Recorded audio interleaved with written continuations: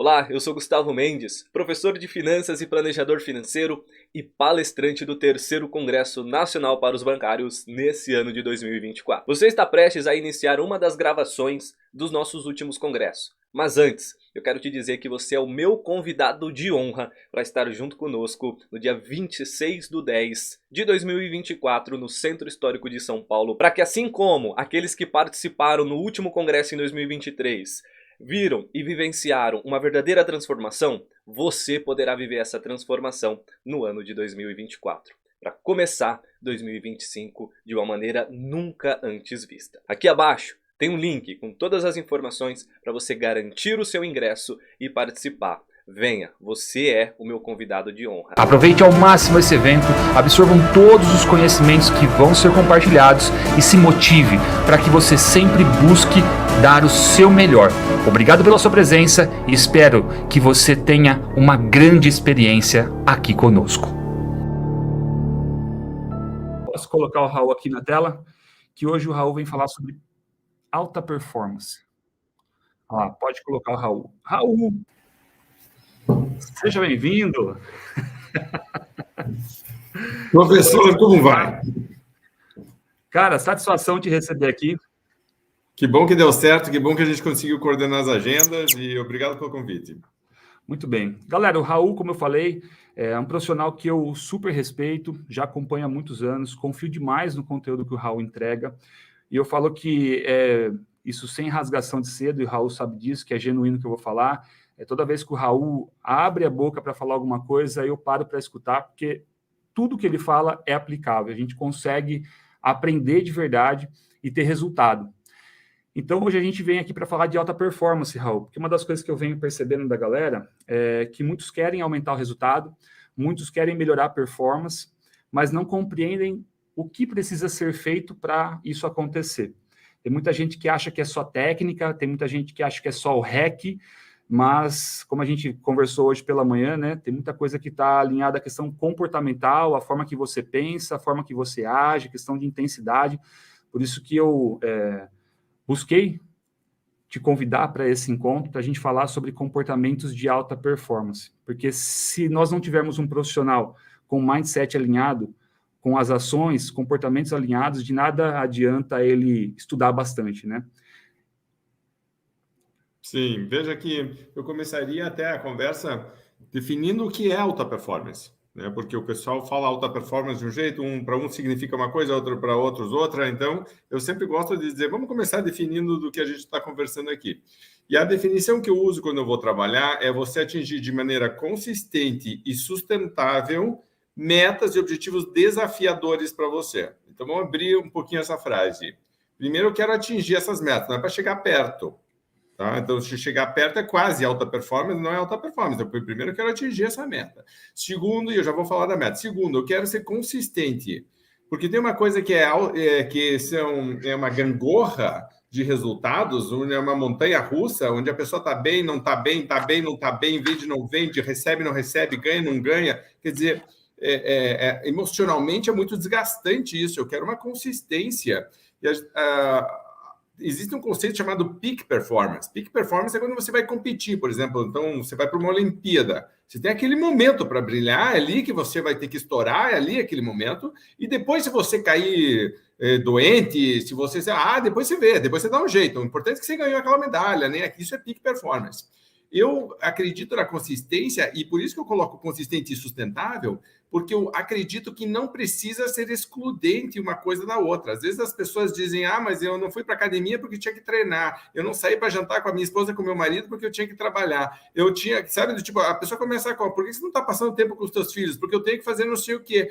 E aí, então... Se a gente pegasse as áreas da vida que são importantes, uma delas começa a virar uma bolha assassina, que começa a engolir todas as outras, e daqui a pouco tudo na nossa vida começa a girar em torno daquilo. Só que eu acredito que se você não cuidar das outras áreas, então eu sei, por exemplo, um cara como você que cuida da alimentação, eu sei que você treina, né, você sempre posta, tô viajando com a família, né? Então, claramente é uma busca de equilíbrio e de valorizar as coisas mais importantes da vida, Mas isso não significa que você está abrindo mão de ser um cara extremamente focado em resultado, em performance, do tipo, não são excludentes. Pelo contrário, quando você entende isso, você começa a ver que se você não cuidar de algumas áreas importantes da tua vida, em algum momento você vai pagar o preço. Isso aí vai vir depois e vai fazer com que você caia, né? E pague um preço muito alto.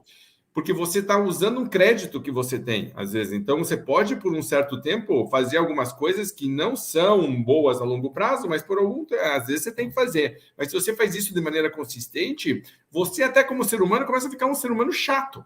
Tipo, né? Daqui a pouco nem a tua vida mais tem graça. Então, tem muita gente que, de repente, consegue o que queria e olha para trás e diz, mas será que valeu a pena?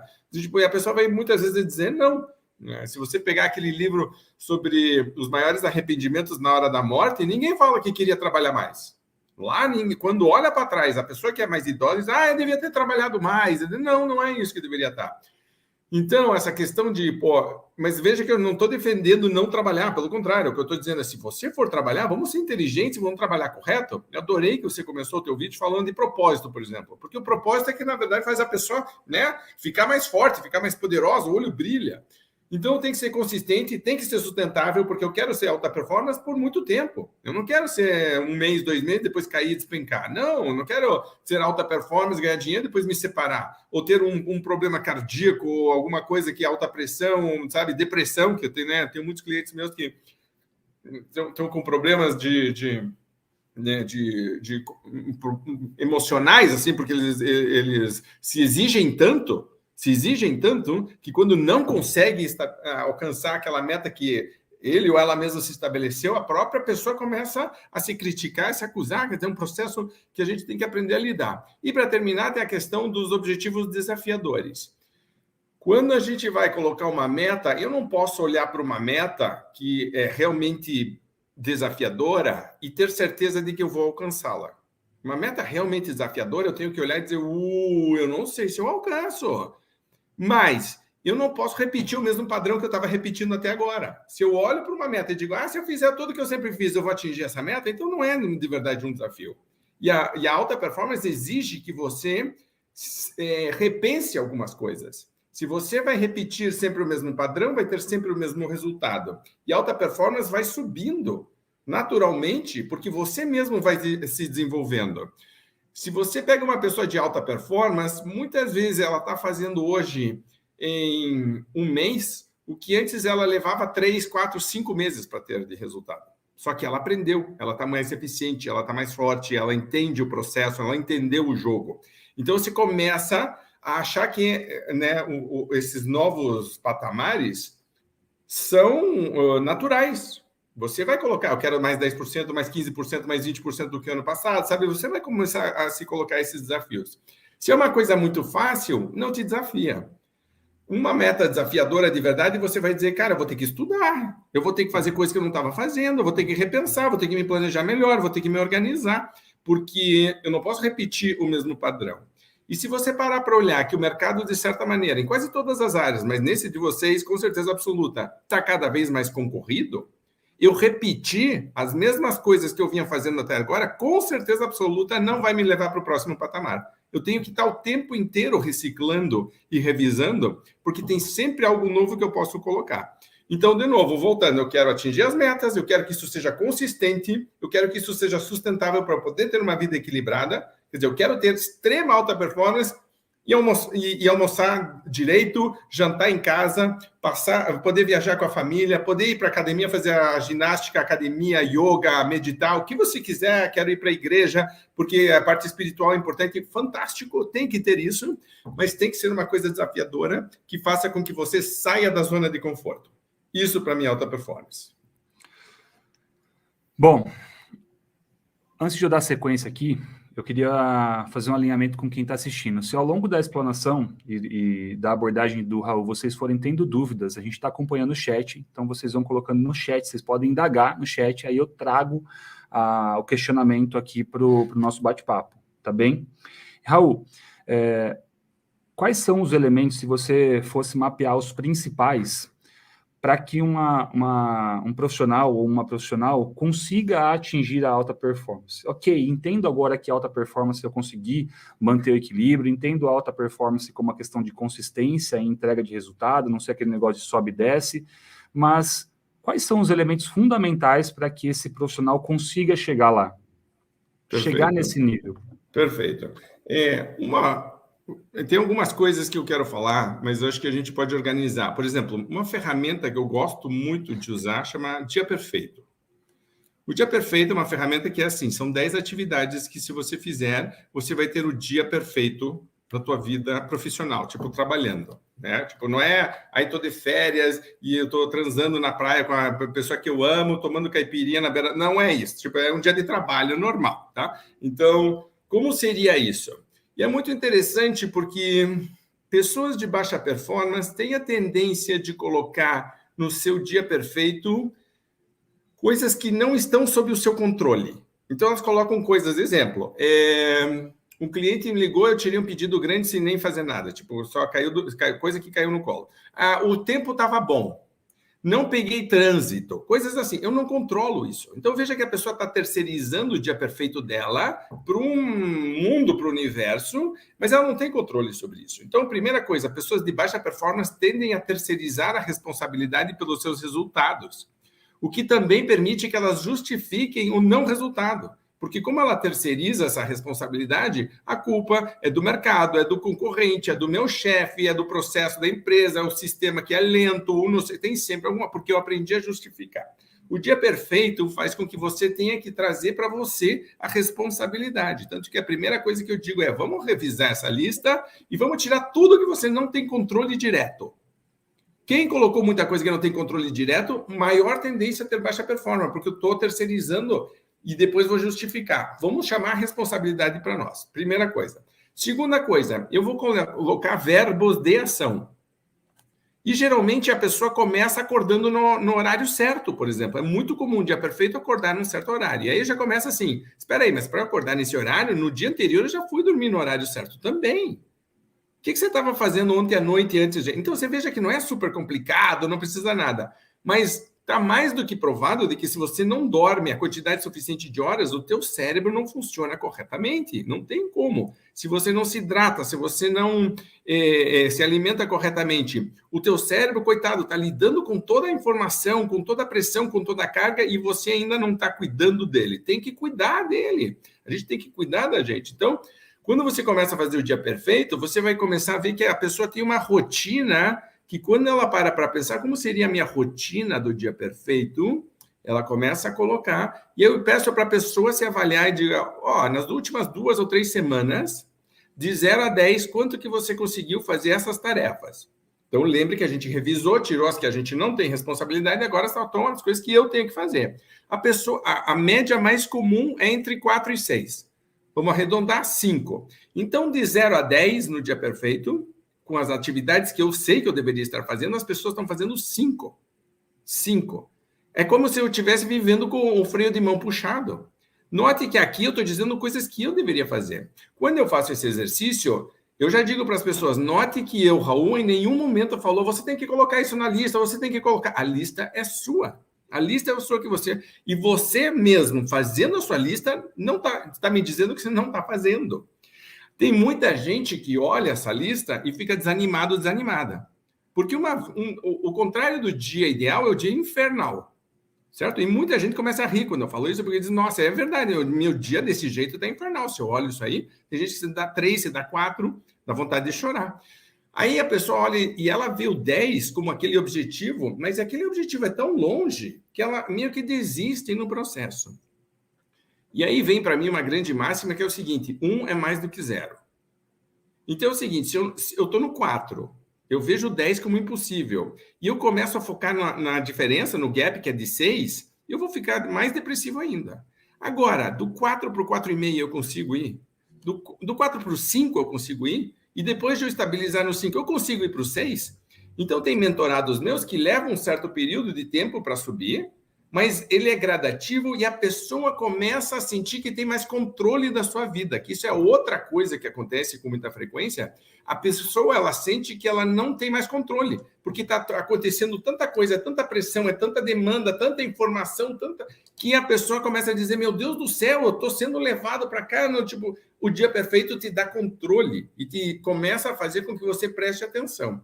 Então, se você coloca ali, por exemplo, 15 minutos de leitura, uma das coisas que eu sempre digo para a pessoa, faça o dia perfeito, chega no final do dia e começa a marcar se você fez ou se você não fez. Mas veja isso como uma atitude positiva. Se você não fez, não fique se cobrando, se batendo. Diga, ok, hoje eu não consegui fazer, amanhã eu vou fazer. O que acontece é que com o passar do tempo, passa 2 ou 3 dias, sem você fazer uma coisa que era importante para você, porque você que definiu, você mesmo começa a dizer, espera aí, amanhã eu vou fazer. Já 2 dias aqui que eu já não estou lendo, não parei 15 minutos para estudar. Ou tem gente que coloca, por exemplo, rezar, ou meditar, ou fazer a caminhada de meia hora no final do dia, ou no começo da manhã, sabe? Tipo, alguma coisa assim. Hoje eu vou fazer. E aí a pessoa gradativamente começa a fazer. Note que, no fundo, e muita gente já entendeu, porque está colocando aqui no chat, eu estou chamando locus de controle para mim. Eu estou dizendo o que é que eu posso fazer de diferente, certo? Então, para mim, o princípio de tudo seria começar por aí. Teve um CEO da IBM que, muitos anos atrás, perguntaram para ele como que começava a busca da excelência. E ele respondeu uma coisa que eu acho genial, que ele disse o seguinte, a excelência é muito simples, ela começa no momento onde você decide não fazer mais nada que não seja excelente. Essa é uma decisão, assim. Então, tipo, é isso. Então, não precisa complicar muito. Se eu quero ter uma rotina de alta performance, a principal decisão é eu vou ser uma pessoa de alta performance. Não é que eu estou em alta performance. Não é que eu estou. Eu sou de alta performance. E uma pessoa de alta performance vai ter uma rotina claramente definida que ela sabe que naquela sequência ela está no seu melhor momento. Cada pessoa vai ter a sua, certo? Cada pessoa vai ter a sua. Já vi milhares, já trabalhei 1 a 1, em grupo, já fiz isso muitas vezes. Posso até dar conselhos sobre, né, como deveria. Falei, por exemplo, a hora de dormir, a hora de acordar, você tá com as pessoas que você ama, você ter um momento teu, né? Então, tipo, um momento de parar para pensar. Eu sei que você planejar teu dia seguinte aumenta muito a produtividade. Então, 15 minutos, eu vi uma vez um estudo, eu sempre repito, 15 minutos de planejamento todo dia equivalem a 2 horas a mais de produtividade. Então, quanto mais confuso está a minha vida, mais eu deveria parar e revisar. Então, essa é a primeira coisa que eu diria, Antônio. Se você começar chamando um pouco essa responsabilidade e definindo essa rotina de dia perfeito, você já começou o princípio da alta performance. Tá, então a gente elenca aqui como primeiro fator a questão da autorresponsabilidade. Sim, exato. Bom, chamei o locus interno. Comecei a assumir e puxar para mim a responsabilidade dos meus resultados. E aí? Aí tem 2 coisas que para mim andam juntas, tá? Mas vamos começar pela primeira, que eu acho que é muito importante. Até a gente falou sobre isso, eu tenho falado muito sobre isso. Quando eu vou apresentar uma palestra, um workshop, eu tenho começado falando sobre o mundo VUCA, certo? Então, o mundo VUCA, tipo, ele é volátil, certo? Em inglês, é o U, né? Daí que vem uncertain, que por isso que a gente fala VICA em português, certo? Ele é complexo, que é o C, e ele é incerto. Outro dia eu vi um termo que eu adorei, que é perma-problems. Perma é de permanente e problems é de problema mesmo. Então, basicamente, a gente vai acordar todo dia para dizer qual que é o problema de hoje. E meio que tem que se acostumar que a realidade hoje é essa. Se eu acordo e espero de que hoje vai ser um dia tranquilo, eu já crio um potencial problema. Veja que eu não estou sendo pessimista, não estou negando a realidade, não estou nada. Eu só estou dizendo que a nossa postura tem que ser uma postura de resiliência, porque eu tenho uma meta e eu vou atingi-la. Daqui a pouco eu vou falar de mindset fixo e mindset incremental e como eles são diferentes em relação a atingir uma meta. Mas tem uma coisa que eu tenho visto que às vezes está faltando, que para mim é coragem. E coragem Outro dia eu fiz um webinário só sobre coragem, falei 1 hora só sobre isso. E coragem é muito interessante porque coragem só existe se eu tiver medo. Se tem uma coisa acontecendo e eu não sinto medo, eu não preciso de coragem para reagir. A coragem vem com o medo. Então, eu uso a figura do yin e do yang, sabe? Aquela, né, preto e branco, que tem uma bola preta no branco e uma bola branca no preto. Porque um convive com o outro. O medo, então vamos voltar. O medo tem uma função muito importante no nosso, como agente de evolução. E você pode ver que todos os animais reagem de mais ou menos parecido ao perigo. A primeira reação é de paralisia. Quando eu encontro um fator desconhecido, meu cérebro imediatamente começa a dizer: isso aqui pode ser perigoso ou não? E aí eu paro para analisar isso. Pode ver. Então, uma formiga, você bate o pé do lado, a primeira coisa que ela vai fazer é paralisar. Depois ela pode sair correndo, mas ela vai parar. Uma lagartixa vai fazer a mesma coisa. Seres humanos, você bate assim, todo mundo... Né? O que aconteceu? Daí que vai usar. Então, veja que essa primeira defesa, a nossa reação, é de um cérebro primitivo nosso. Não é do cérebro, porque se você for parar para raciocinar numa situação dessa, você já morreu, certo? Tem que ser uma reação muito rápida. O problema é quando eu passo o tempo inteiro amedrontado, porque coisas estão acontecendo na minha vida que eu sinto que eu não tenho controle e que podem ser perigosas, eu entro num tipo de estresse que é muito destrutivo, fisicamente, mentalmente, emocionalmente, ele é muito... ele tem consequências muito sérias quando ele se prolonga, certo? Se você tem uma descarga de adrenalina rápida para resolver uma coisa, tudo bem, a gente está desenhado para isso. Mas se é constante, todo dia isso, todo dia isso, chega uma hora que a gente se desgasta muito. Então, a gente lembre que a primeira coisa que acontece é uma reação de paralisia, de eu olhar e dizer, eu não sei como lidar com isso. Aí, depois, existem outras 2 opções. Eu posso fugir, ou eu posso sair correndo, tá? Ou eu posso atacar. E atacar é uma questão agressiva. E, de novo, são reações primitivas. Mas a coragem, no fundo, é uma tendência à proatividade. Não existe coragem parado.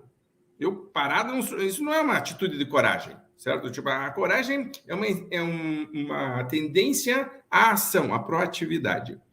E uma das coisas que eu tenho defendido muito é você entender esse mundo, esse cenário que está acontecendo, complexidade, voltando a reforçar a questão do locus de controle e dizer, ok, o que eu posso fazer? O que eu posso fazer? Tem um quadrante que eu gosto de trabalhar, uma matriz 2x2, onde eu cruzo coisas que eu tenho controle, coisas que eu não tenho controle, coisas que trazem um resultado positivo, eu crio uma energia positiva, e coisas que trazem um resultado, uma energia negativa. Então, veja que eu tenho 4 opções aqui, porque eu tenho controle e não tenho controle, positivo e negativo, e aí eu posso cruzar esses. Pessoas de baixa performance têm a tendência de ficar sempre num quadrante que é muito ruim, que é coisas que eu não tenho controle e que me trazem resultados ou uma energia negativa. Então, eu estou falando de política, eu estou falando de economia, eu estou falando da guerra na Ucrânia, eu estou falando da taxa de não sei o que. Eu não tenho controle sobre isso e me atrapalha. Então, não adianta nada. E você vai ver muitas vezes em reuniões, pessoas de baixa performance tendem a se juntar e ficar falando as mesmas coisas e reforçando entre elas esse assunto. É tipo um contágio emocional negativo que acontece. Pessoas de alta performance vão se reconhecer muitas vezes nesse quadrante, e aí que vem a parte da coragem de dizer, eu preciso sair daqui. Eu preciso dar um passo. Eu preciso fazer um movimento. Mas esse movimento não é terceirizado. Esse movimento sou eu quem faz. Eu que olho e decido dizer, ok, entendi que isso tudo está acontecendo, como eu evoluo? O que eu posso fazer? Qual que é a minha resposta? É uma questão proativa. E eu tenho falado muito de você ampliar teu eco. Quando você vai pensar em termos de coragem, o que eu quero dizer com ampliar o eco? É a parte de você expandir. O que é que expande? O que abre? A parte de crescimento.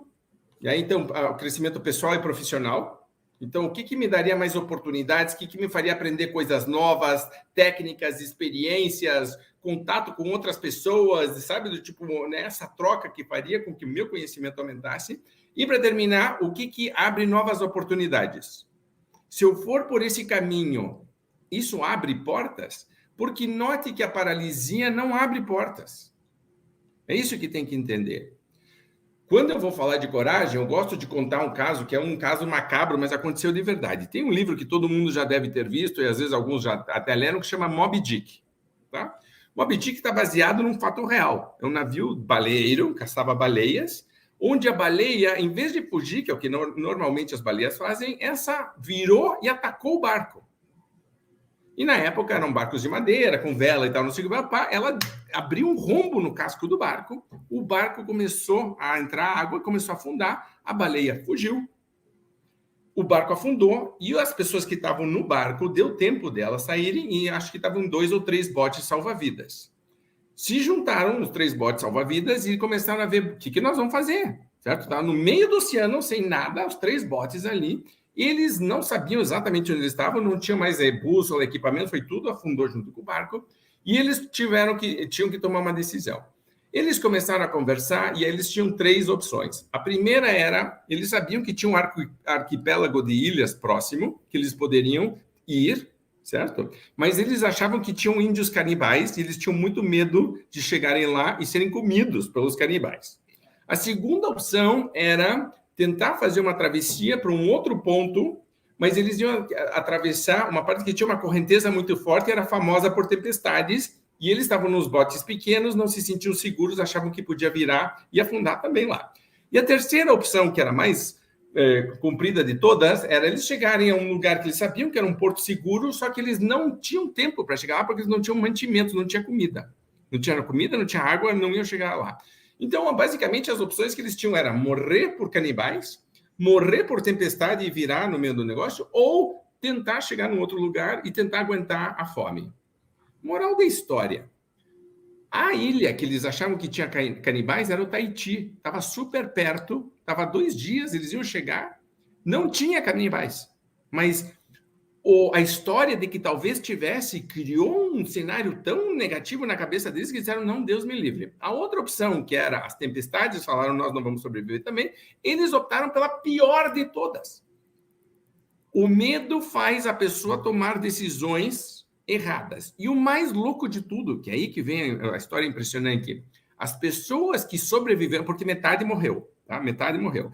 A metade que sobreviveu porque virou canibal comendo as pessoas que tinham morrido. Olha que louco que é que as pessoas, para evitar uma coisa, acabaram elas virando o que elas justamente estavam tentando evitar.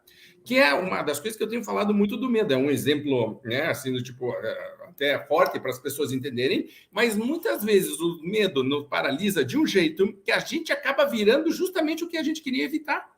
Porque o que teria nos feito realmente evoluir seria tomar uma decisão para frente, uma decisão para evoluir, certo? E aí vem a questão da coragem, de chegar um momento e dizer, quer saber de uma coisa? Eu vou fazer.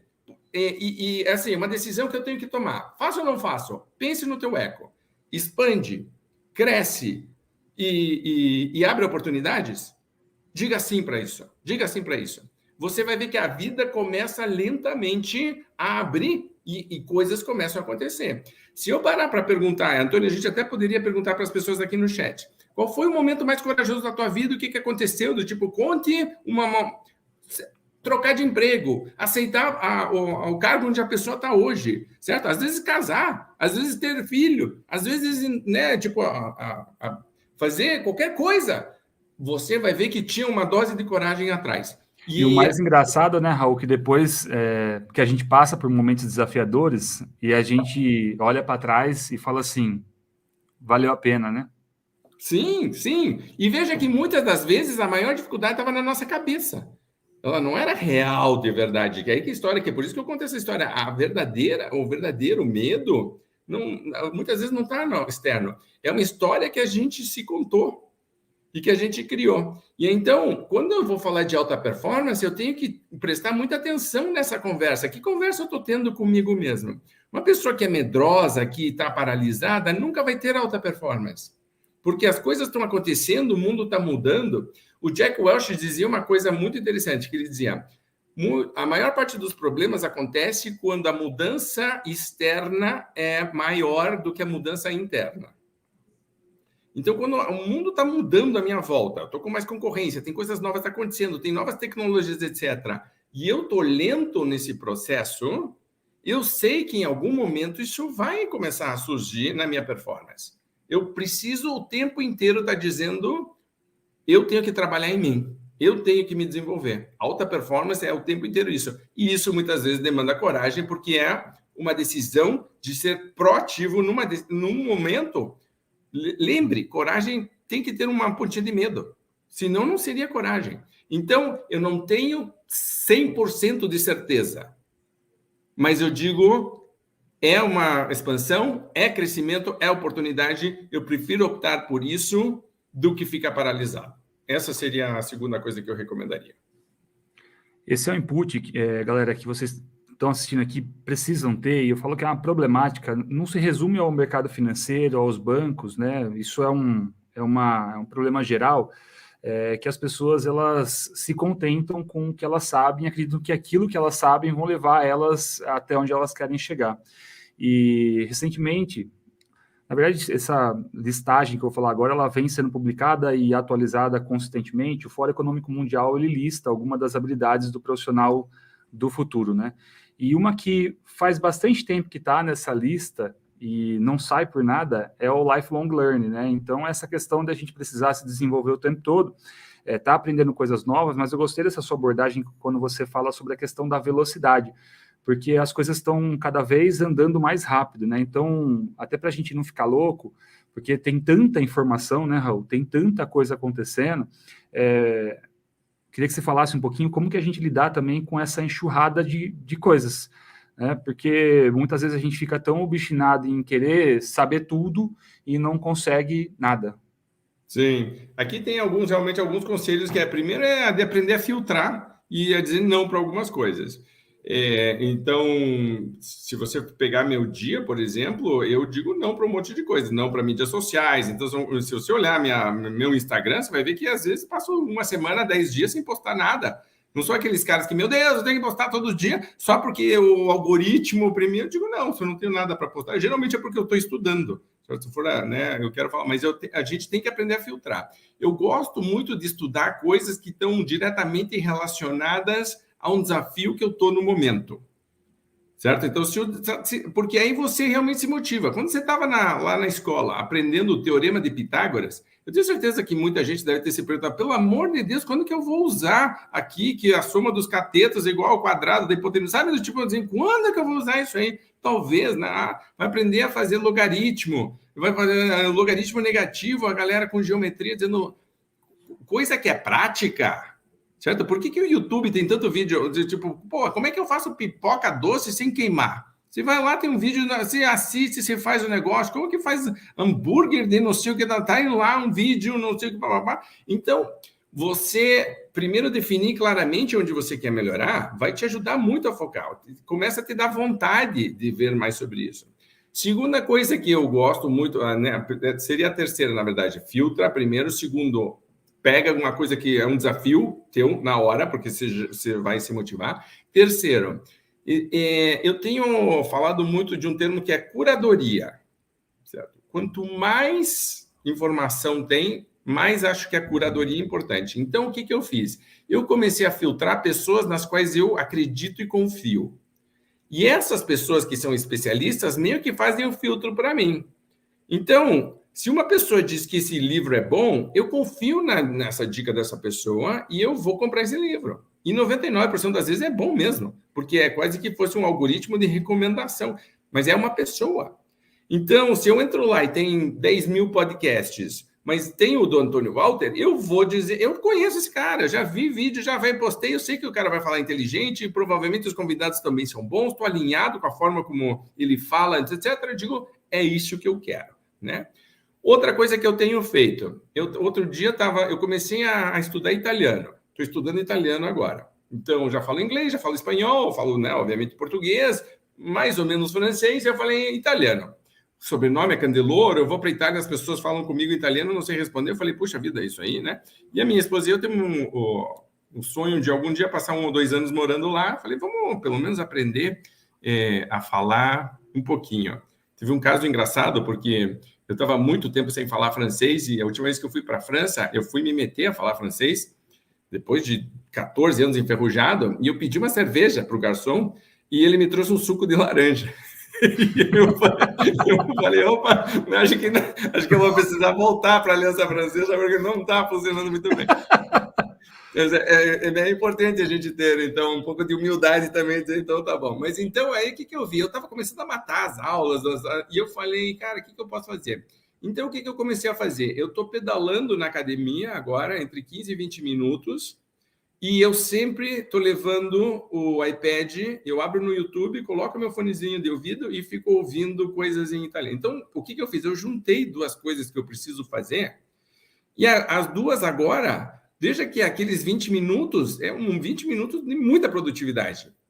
Eu matei os 20 minutos de cardio que eu preciso fazer e eu já peguei um pouquinho da aula de italiano pronto. Já, sabe, tipo, já risquei 2 coisas importantes da minha lista de maneira perfeita. E agora eu estou até curtindo, porque qual que é o próximo vídeo que eu vou assistir? Então, essa coisa de você poder... primeiro, dizer não. Segundo, atrelar algo que você realmente quer fazer. Terceiro, acreditar, confiar em algumas pessoas e nisso de que, alguém filtra para mim, eu vou confiar nessa pessoa, né? E, curadoria. E a quarta, de você poder trabalhar, hoje, as ferramentas que a gente tem disponíveis, vai fazer uma caminhada, por exemplo. Uma meia hora de caminhada. É super importante fazer essa meia caminhada. Leva o fonezinho de ouvido, certo? Leva o fonezinho de ouvido e leva o Walter, o Raul, ou seja lá quem for, a pessoa que você gosta, ali no fonezinho, vai ouvindo. É super legal de você fazer isso. E com o passar do tempo, isso vai se somando. Às vezes as pessoas dizem, tem que ler livro, tem que fazer curso, tem que assistir o vídeo, tem que não sei o quê. Cada um de nós tem uma forma de consumir conteúdo que nos agrada mais, certo? Então, quando você encontra essa forma de trabalhar, ela funciona super boa. E para mim tem sido, há muitos anos já, um outro assunto. Se você for na minha casa, você vai ver que a minha biblioteca tem uma biblioteca bem grande. E ela tem quadrados no armário que são temas que eu me apaixonei e eu resolvi estudar mais sobre ele. Então, o que eu faço? Eu me aprofundo num tema e eu só leio sobre aquilo. Aí, às vezes, eu passo 8, 10, 12 meses só lendo de um tema. Um só. Aquilo, eu me aprofundo naquilo. Mas tem que aprender a dizer não. Porque eu não consigo fazer isso com 200 temas, eu consigo fazer com aquele tema. Mas se é um tema que você realmente está apaixonado, nossa, é uma delícia, certo? Você vai até para a cama mais cedo, porque você diz, opa, hoje eu vou para a cama com fulano, que é o autor do livro. Então, ótimo, né? Curta isso. E de vez em quando dê umas férias também, que eu acho que é importante, porque senão o cérebro também precisa descansar. Certo? Então, eu sou super a favor de vez em quando você dizer que desconecta, sabe? Desliga o celular, desliga a televisão, sabe? Acho uma delícia, sabe? Por exemplo, quando acaba a eletricidade na casa. E aí as pessoas têm que conversar uma com a outra. De repente ela descobre que, nossa, você ainda mora aqui. Mora aqui em casa, né? Você, nossa, onde você estava? Né? Aí tem que trazer a vela, acende a vela e coloca. Daqui a pouco estão jogando baralho com a vela, assim, no meio da mesa. Sabe? De repente tá todo mundo dando risada e falando não sei o quê. Aí volta a luz, todo mundo, que pena que voltou, sabe? Desliga a luz de novo, porra. Então, de vez em quando é bom desligar a luz. É isso. Muito bom. Ó, eu fui marcando aqui, então a gente tem como...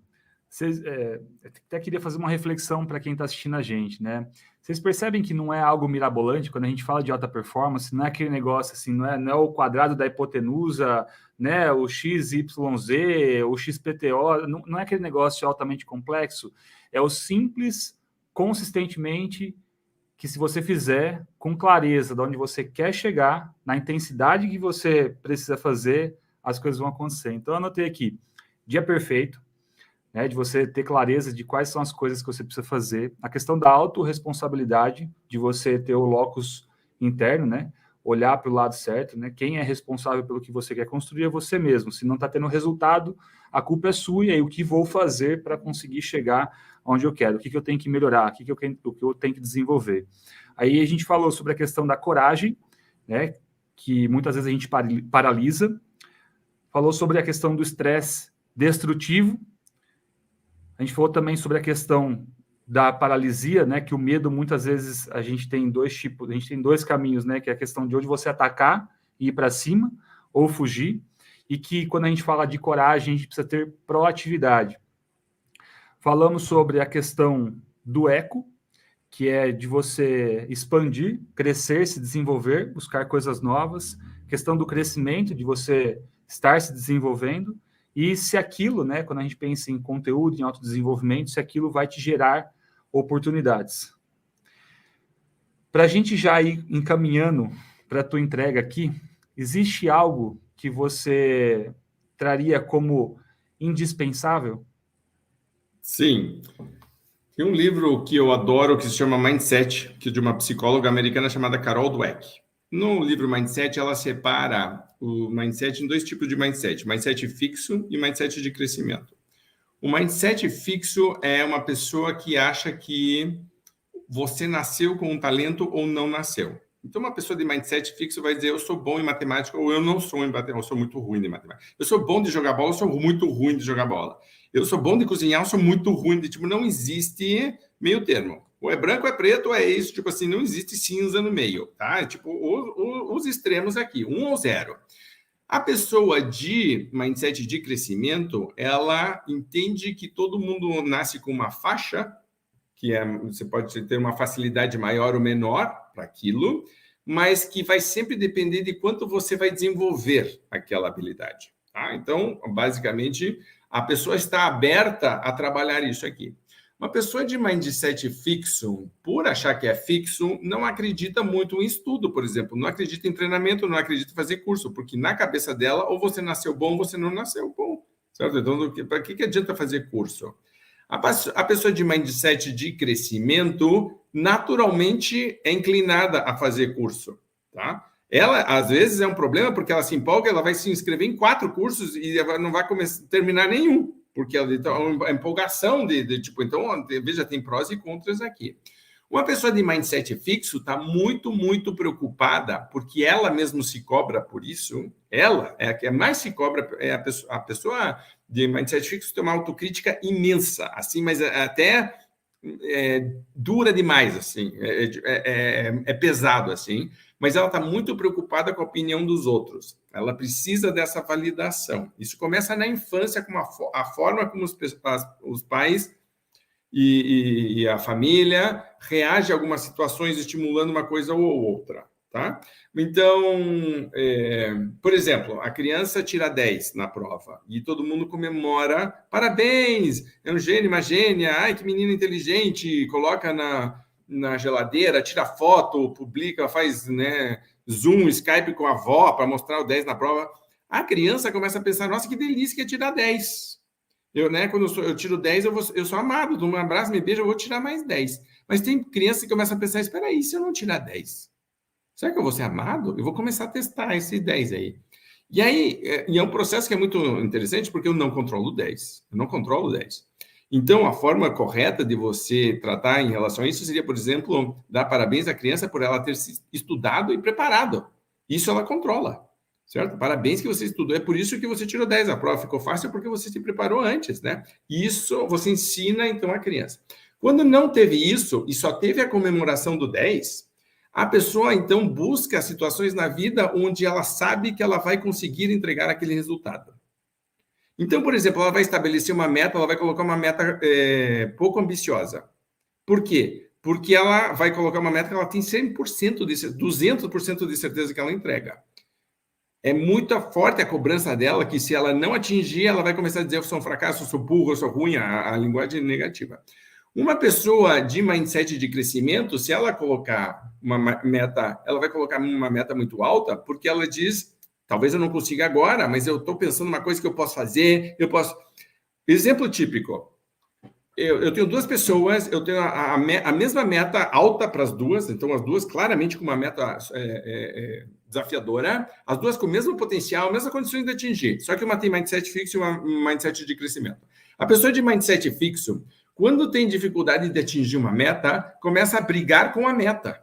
A meta está errada, está muito alta, o mercado mudou, a concorrente não chega, nosso preço está errado, nossa taxa está errado, alguma coisa está acontecendo. No fundo, o que ela está dizendo? Eu não vou mudar o que eu estou fazendo. E como eu não vou mudar o que eu estou fazendo e eu estou vendo que eu não vou atingir a meta, o que eu faço? Baixo a meta.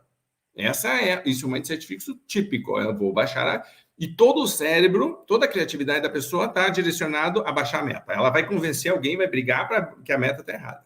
A pessoa de mindset de crescimento, quando ela tem dificuldades de atingir uma meta, ela começa a dizer, opa, o que eu estou fazendo não está me ajudando a chegar na meta, está difícil, está complicado, questiono o que eu estou fazendo. E eu começo a procurar coisas novas. Eu começo a revisar. Olha o locus de controle de novo. Na meta fixa, na pessoa fixa, ela está terceirizando, porque no fundo ela não quer mudar o que ela está fazendo. A pessoa de mindset de crescimento está dizendo, eu vou mudar. Eu estou o tempo inteiro testando coisas novas, porque eu quero atingir essa meta. Mesmo que ela não atinja a meta, ela tem um processo de crescimento muito forte, que faz com que, em algum momento, ela supere e continue. É muito comum essa pessoa estar com dificuldades de fazer 100, por exemplo, e ela começa a mexer, daqui a pouco ela está fazendo 110, 120, 130, e ela começa a rir, dizendo, meu Deus, eu achava que 100 que era difícil. Certo? Porque ela foi. A pessoa de mindset fixo, ela baixou de 100 para 90 e ela começou um processo perverso mental dentro da cabeça dela. O que acontece quando fica difícil vender 90? Eu já tive em 100 e eu consegui me convencer de que 100 estava errado, fui para 90. Quando ficar difícil fazer 90, eu já tenho um processo mental definido. Eu vou achar que é 85.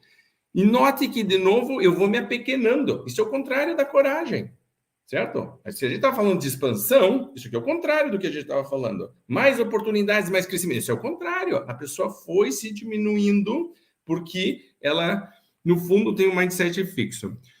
Então, se eu fosse trabalhar hoje um processo de eu lidar com um mundo que está em mudança constante, eu tenho que estar numa postura que é uma postura de estar aberto a questionar se o que eu estou fazendo é realmente a forma mais inteligente de trabalhar, se é a forma mais eficiente de usar meu tempo, se eu estou direcionando minha energia da melhor maneira.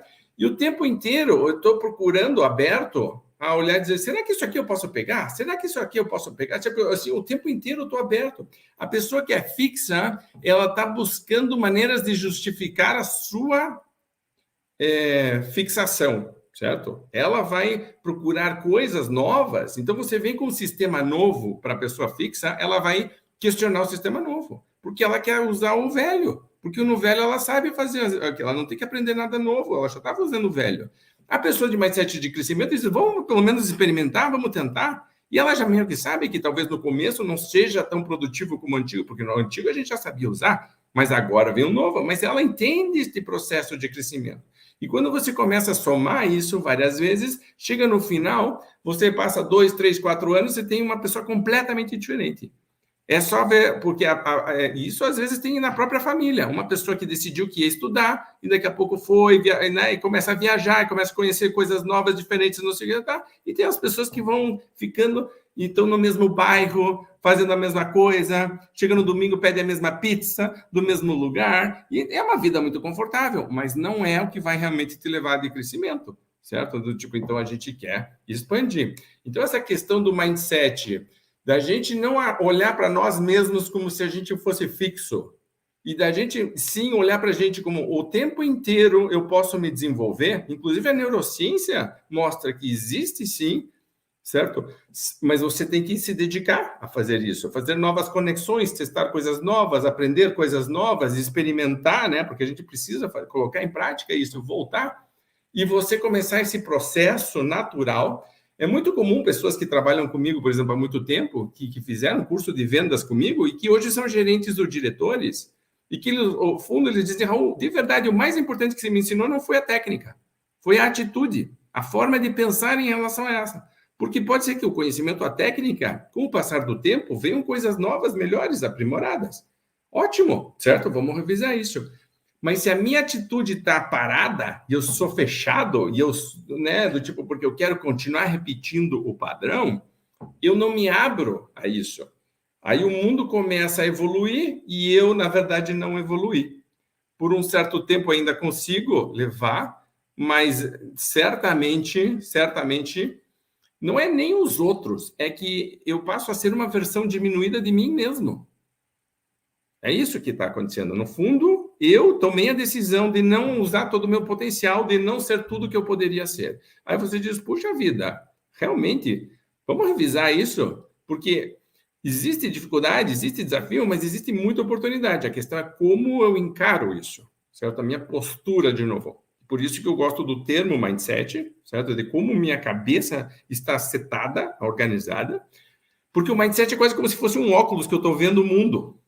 E se eu estou com um óculos negativo, pessimista, eu só vejo desgraça, meu Deus do céu, eu só vou ver desgraça. Agora, se eu abro e digo, nossa, vamos olhar para coisas boas, tem um outro exercício que eu recomendo muito para as pessoas fazerem, que é o exercício da gratidão.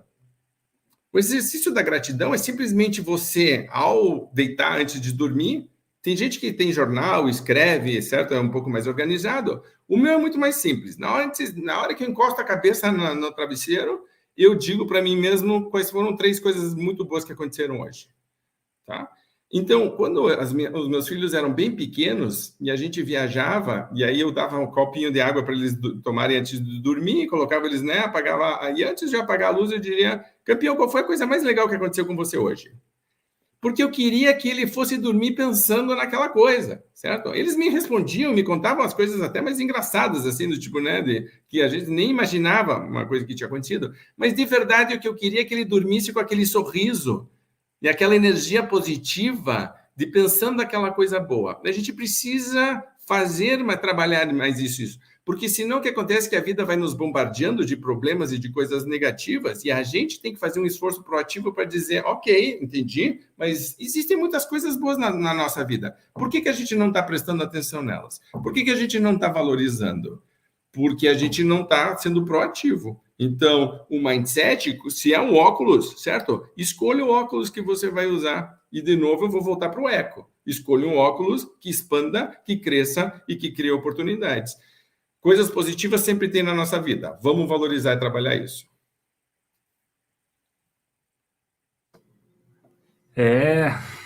Eu vou olhando os comentários aqui e a galera elogiando, falando que tô adorando a palestra. Teve um rapaz aqui que falou que já te segue há bastante tempo, né? E eu queria escutar de vocês, falando essa questão de qual óculos você vai escolher, botar no teu rosto para enxergar, qual que é o prisma que você quer olhar para a tua vida, né? Você quer se diminuir? Ou, como a gente falou no início do nosso encontro aqui, você quer subir de nível? Então, eu queria que, se você tem clareza, depois aqui da explanação do Raul, falando sobre alta performance, que para você está cada vez mais claro que você quer e precisa subir de nível, eu queria que você mais uma vez colocasse a hashtag aí, eu vou subir de nível. Tá bem? Hashtag eu vou subir de nível. Isso tem que ser um mantra na sua vida. Evoluir constantemente, crescer. Porque quando a gente chega, né, Raul, eu não gosto muito da questão de chegar, porque eu também não acredito muito no destino final, né? Eu gosto muito da história da jornada e da gente curtindo todo esse processo e sentir o prazer e um pouco dos benefícios da gente viver num outro nível de performance, né? Então, eu gosto muito do termo de jornada. E quando a gente constrói algo muito grande na nossa vida e consegue evoluir consistentemente, não somos só nós que sentimos os benefícios que viver em alta performance nos geram, né? Mas todo mundo que, de alguma forma, está no teu ecossistema ali. Então, seus filhos, sua esposa ou esposo, seu parceiro, sua parceira, enfim, as pessoas que você quer bem, que no fundo, quando você chegar na reta final, que é o fim da sua vida, você vai olhar para eles e vai olhar e vai ter clareza do legado que você está deixando, a mensagem que você deixou ao longo da sua vida, né? Então, eu acredito muito nisso e nas minhas decisões, eu sempre, o Vitor fala muito, né? Eles vão conhecer o Vitor no final dessa semana aqui, que eu levo muito em consideração. Vai estar aqui comigo amanhã de manhã. Vou passar a manhã inteira com ele amanhã. Eu falo muito sobre isso, né? Cara, isso vai gerar algo só para mim ou a minha família também vai ser beneficiada, né? Porque no fundo, é isso que importa.